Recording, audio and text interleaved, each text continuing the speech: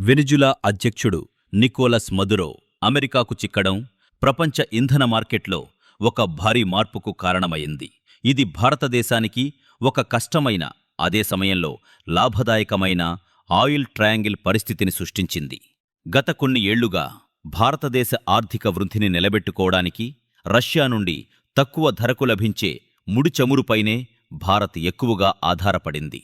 ప్రస్తుతం ప్రపంచంలోనే అతిపెద్ద చమురు నిల్వలు కలిగిన వెనిజులా అమెరికా ప్రభావం కిందకు వచ్చే అవకాశం ఉండటంతో భారత్ తన కొనుగోలు వ్యూహాన్ని మార్చుకోవడానికి ఒక మంచి అవకాశం దక్కింది. ఇది భారత్కు అతి తక్కువ ధరకే చమురును విక్రయించడానికి రష్యా మరియు వెనిజులాల మధ్య ఒక భారీ ధరల యుద్ధం ఏర్పడటానికి దారితీస్తుంది. ఈ పరిస్థితిని తనకు అనుకూలంగా మార్చుకోవడానికి భారత్ ఒక చక్కని స్థితిలో ఉంది. ముఖ్యంగా జామ్నగర్లోని రిలయన్స్ సంస్థకు చెందిన అతిపెద్ద రిఫైనరీ వంటి అనేక భారతీయ కర్మాగారాలు హెవీ రకం ముడిచమురును శుద్ధి చేయడానికి ప్రత్యేకంగా రూపొందించబడ్డాయి. వెనిజులాలో లభించే చమురు కూడా ఇదే హెవీ రకానికి చెందినది కావడం భారత్కు అదనపు బలం. అమెరికా తన ఆంక్షలను తొలగించి వెనిజులా స్వేచ్ఛగా చమురు ఎగుమతి చేయడానికి అనుమతిస్తే మార్కెట్లో చమురు సరఫరా భారీగా పెరుగుతుంది.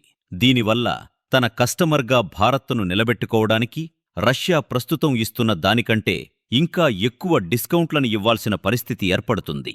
ఇలా రెండు దేశాల మధ్య పోటీ పెట్టడం ద్వారా భారత్ భారీగా డబ్బును ఆదా చేయగలదు. అయితే భారత్ రష్యా నుండి చమురు కొనడాన్ని అంత సులభంగా ఆపివేయలేదు, ఆపివేయకూడదు కూడా. భారత్ మరియు రష్యాల మధ్య ఉన్న స్నేహం కేవలం చమురు వ్యాపారం మీద మాత్రమే ఆధారపడిలేదు. సైనిక ఆయుధాలు మరియు అణుశక్తి సాంకేతికతలో రష్యా భారతదేశానికి అత్యంత ముఖ్యమైన భాగస్వామిగా ఉంది.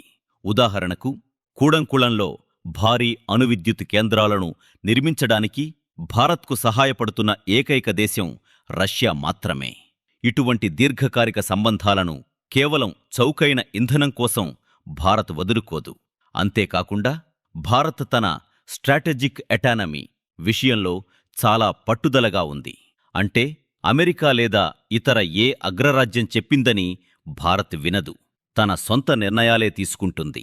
అమెరికా వెనిజులాను స్వాధీనం చేసుకుందన్న కారణంతో రష్యా నుండి కొనడం ఆపేస్తే భారత్ తన స్వాతంత్ర్యాన్ని కోల్పోయే ప్రమాదం ఉంది. చివరిగా భారత్ మల్టీ అలైన్మెంట్ మార్గాన్నే ఎంచుకుంటుంది.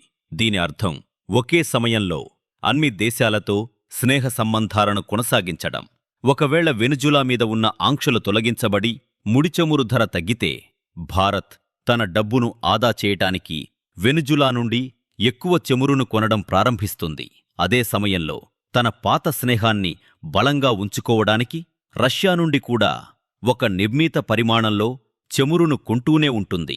ఇద్దరు పెద్ద చమురు సరఫరాదారులు తన వ్యాపారం కోసం పోటీ పడుతున్నప్పుడు భారత్ అందులో పెద్ద విజేతగా నిలుస్తుంది. దీని ద్వారా అంతర్జాతీయ సంబంధాలను సమతుల్యం చేయడంతో పాటు అతి తక్కువ ధరకే ఇంధనాన్ని భారత్ పొందగలుగుతుంది.